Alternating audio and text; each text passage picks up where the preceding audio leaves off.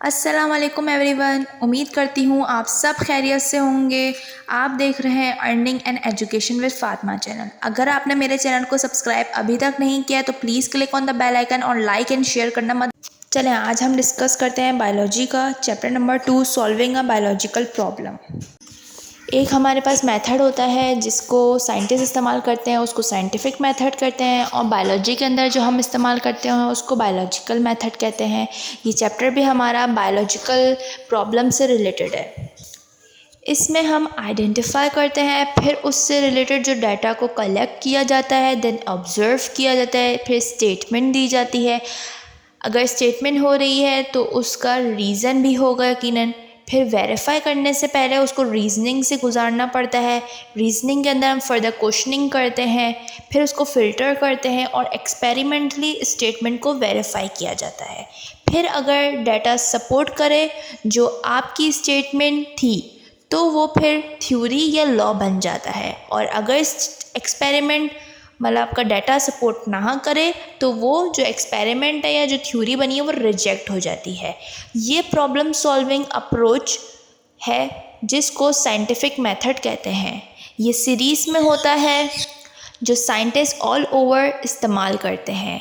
पहले आपने डाटा को जमा किया, फर्स्ट स्टेप होता है ऑब्जर्वेशन। तो इसमें क्या है, पहले आपने डाटा को जमा किया ऑब्जर्वेशन के ज़रिए, फिर एक्सपेरिमेंट के ज़रिए वेरीफाई किया, फिर एक प्रॉपर आंसर को जो है जिसको हम थ्योरी या लॉ कहते हैं। इस पूरे सीरीज फिनोमेना को बोलते हैं बायोलॉजिकल मेथड। इधर हम चार्ट देखते हैं तो सबसे पहले है बायोलॉजिकल कोई भी प्रॉब्लम ले ली, जैसे इसके अंदर हम डिस्कस कर रहे हैं मलेरिया को, सही है।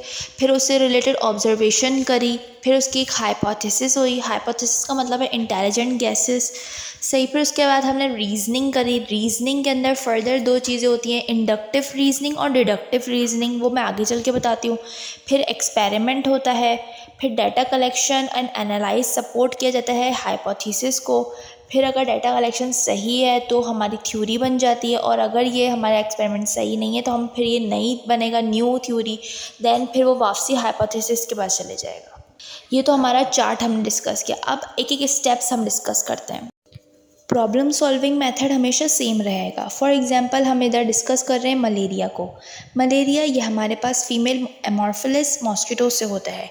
मलेरिया को पहले ज़माने में लोग नहीं जानते थे तो कहते थे कि ये एक हवा है, सही, और इसका नाम रख दिया था मेल एरिया। मेल का मतलब होता है बैट और एरिया रिप्रेजेंट करता है एयर को। फिर साइंटिफिक मेथड के ज़रिए जब हमने इस्तेमाल किया तो साइंटिस्ट ने देखा कि ये एक ऑर्गेनिज्म से बीमारी फैल रही है, तो जिसको उन्होंने डायग्नोस किया तो फिर पता चला ये मलेरिया है जो प्लाज्मोडियम के ज़रिए होता है। Identify the reason. अब हम क्या करते हैं ऑब्जर्वेशन के अंदर, आइडेंटिफाई द रीज़न मतलब कि statement of knowledge gain through the sense and through out scientific equipment, ये ऑब्जर्वेशन की डेफिनेशन है। अगर सेंसेस की बात हो रही है तो ये क्वालिटेटिव कहलाता है, और अगर साइंटिफिक इक्विपमेंट जो है वो हमारे पास मेजरमेंट हो रही होती है वो क्वांटिटेटिव कहलाता है ऑब्जर्वेशन। दो ऑब्जर्वेशन की टाइप्स थी। तो क्वालिटेटिव के अंदर जो है वो जैसे कि फॉर एग्जांपल आइज़ के ज़रिए हम किस तरीके से ऑब्जर्व कर सकते हैं, नोज़ के ज़रिए, हैंड्स के थ्रू, किस तरीके से हम अपने सेंसेस के ज़रिए ऑब्जर्व कर सकते हैं, वो क्वालिटेटिव है। और अगर मेजर करना है तो वो किस तरीके से टेम्परेचर बताना थर्मामीटर के ज़रिए कि क्या टेम्परेचर, या कोई और इंस्ट्रूमेंट्स के ज़रिए जो अगर हम मेजर कर रहे हैं वो क्वांटिटेटिव कहलाता है। तो क्वालिटेटिव के अंदर अगर हम मलेरिया की एग्जांपल जैसे हमने लिए तो क्या है कि हम उसको पहले डायग्नोस कर रहे हैं। एक पेशेंट आता है तो हम देखते हैं, उसको टच करके देखते हैं कि उसको क्या मसला है, तो हमने अपने हैंड इस्तेमाल किया। हम उसको आँखों से देख रहे हैं तो हम अपने आईज इस्तेमाल करी, ये क्वालिटेटिव हो गया। और अगर हम उसका टेम्परेचर नोट आउट कर रहे हैं थर्मामीटर्स के ज़रिए तो ये मेजरमेंट कहला गई, क्वांटिटेटिव।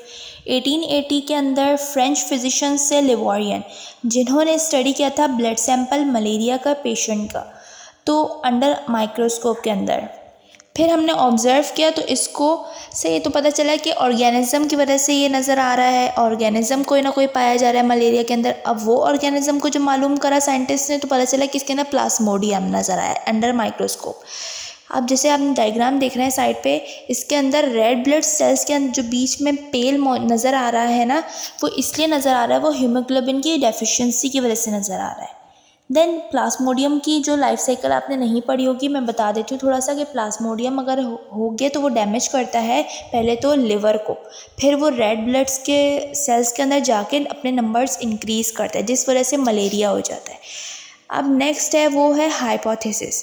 इसमें हाइपोथेसिस जैसे मैंने आपको बताया एक इंटेलिजेंट गैसेस होती है, एक अजम्पशन के तौर पे इस्तेमाल करते हैं। सही है कि ये थ्योरी मतलब जो थ्योरी तक तो पहुंचने से पहले जैसे ये हमारे पास चीज़ आई है या नहीं आई है, या उसकी सोच कि ऐसा हो रहा है या नहीं हो रहा है, सही है, तो इसको की कंपोनेंट कहा जाता है। कोई स्टेटमेंट नहीं होगी तो वेरीफाई कर सकते हैं। अब स्टेटमेंट जो है वो टेस्टेबल होनी चाहिए हाइपोथेसिस के अंदर, कि वेरीफाई भी किया जा सकता है या फिर उसको रिजेक्ट किया जा सकता है।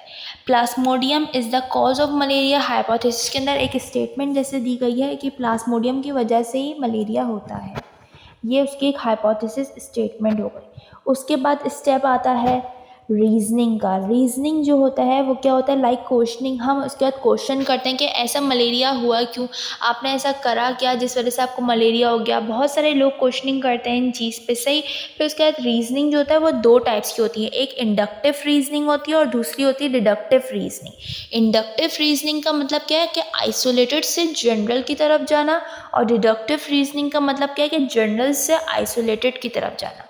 फॉर एग्जाम्पल अगर हम इंडक्टिव की लें और इसी चैप्टर के अंदर से मलेरिया टॉपिक हमने लिया है तो उसी की एग्जाम्पल देखते हैं कि प्लाज्मोडियम एक पेशेंट का ब्लड में जैसे पाया गया है।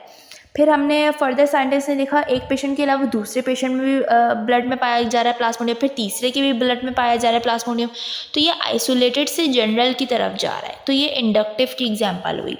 और दूसरी इंडक्टिव की एग्जाम्पल ये कि जनरली हम देखते हैं कि प्लांट्स हैव सेल, प्लांट्स के पास सेल्स होते हैं, इसी तरह एनिमल्स के पास भी सेल्स होते हैं। और अगर दोनों को स्टेटमेंट को कंबाइन कर लें तो ये क्या है, ये दोनों ही जो लिविंग ऑर्गेनिजम्स होते हैं वो बने हुए ही होते हैं सेल्स से। तो ये आइसोलेटेड से जनरल की बात हो रही है। अगर हम डिडक्टिव रीजनिंग में देखें तो पहला अगर हम एग्जाम्पल देखें तो ये है कि बैट हैज़ विंग, बैट्स के पास विंग्स होते हैं। और दूसरी स्टेटमेंट के ऑल बर्ड्स हैव विंग्स, तमाम बर्ड्स के पास विंग्स होते हैं। अगर तमाम बर्ड्स के पास विंग्स हैं तो अगर हम देखें तो फिर बैट्स के पास भी विंग है। और अगर किसी स्टेटमेंट को हमने कंबाइन कर लिया तो क्या है, bats must be a bird, bat जो है वो एक बर्ड होगा तभी उसके पास विंग्स है, क्योंकि तमाम बर्ड्स के पास विंग्स है। तो ये जनरल से आइसोलेटेड की तरफ जा रहा है। ये डिडक्टिव रीजनिंग की एग्जाम्पल हो गई। फिर हम एक्सपेरिमेंट की तरफ आते हैं जिसके अंदर हमें स्टेटमेंट को एक्सपेरिमेंटली वेरीफाई करना होता है कि कुछ स्टेटमेंट वेरीफाई होती हैं कुछ नहीं भी होती हैं। सी एक ग्रुप हमने ले लिया मलेरिया के पेशेंट का और एक ग्रुप ले लिया हमने हेल्दी पीपल के पेशेंट का, सही है। तो अगर हमने देखा मलेरिया के पेशेंट्स अगर हमने 50% लिया और हेल्दी पर्सन भी जो है वो हमने 50% लिया, और 50% में हमें जो है हेल्दी में अगर प्लाज्मोडियम वेरीफाई जैसे प्लाज्मोडियम नहीं आया तो इसका मतलब हमारी हाइपोथेसिस सही थी। और मलेरिया वाले पेशेंट के अंदर अगर प्लाज्मोडियम उनके ब्लड में पाया गया स्टेटमेंट के मुताबिक तो इसका मतलब है कि हमारी हाइपोथेसिस सही थी, सही। फिर उसके बाद हम रिजल्ट देखते हैं कि where you report the data what happened in the experiment. Result में क्या होता है कि आपको बताते हैं कि आपका नतीजा बिल्कुल सही निकल के आ गया है, कि आपने जो डाटा लिया था पहले फिर उसको ऑब्जर्व किया था, फिर हाइपोथेसिस से गुजारा था, एक्सपेरिमेंट, फिर उसको रीजनिंग, ये सब आपने करा और आपका सही चीज़ आ गई तो ये आपका रिजल्ट आ गया आपके एक्सपेरिमेंट के ज़रिए, आपके स्टेटमेंट के ज़रिए, मतलब आपका मैच हो गया बेसिकली हाइपोथेसिस से आपकी चीज़ें मैच हो गई।